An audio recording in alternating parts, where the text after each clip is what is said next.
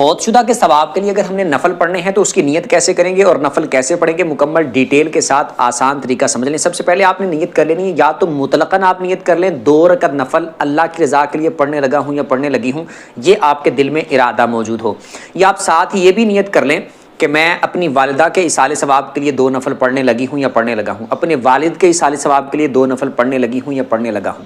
اللہ اکبر کہہ کے نماز سٹارٹ کر لینی ہے، عورتوں نے عورتوں والی جگہ اور مردوں نے مردوں والی جگہ ہاتھ باندھ لینے۔ سب سے پہلے پڑھنی ہے سبحانک اللہ، اس کے بعد الحمدللہ، اور اس کے بعد پھر آپ نے قل ہو اللہ پڑھ لینی ہے۔ 1 بار پڑھ لیں، 3 بار پڑھ لیں، 5 بار پڑھ لیں، 7 بار پڑھ لیں، آپ کی مرضی ہے۔ اس کے بعد رکوع سیم اسی طرح، رکوع کی تسبیح ساری سیم اسی طرح جس طرح باقی نمازوں میں بتاتا رہتا ہوں میں۔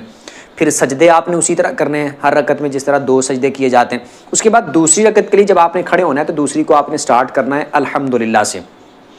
اس کے بعد پھر آپ نے سورت پڑھنی ہے سورہ اخلاص، یعنی قل ہو اللہ جتنی بار آپ نے پہلی رکعت میں پڑھی تھی دوسری میں بھی آپ اتنی بار ہی پڑھ لیں۔ پہلی میں 1 بار پڑھی تھی، دوسری میں 1 بار پڑھ لیں، پہلی میں 3 بار پڑھی تھی، دوسری میں 3 بار پڑھ لیں۔ جتنی بار پہلی رکعت میں پڑھی تھی اتنی بار دوسری رکعت میں قل ہو اللہ پڑھ لیں۔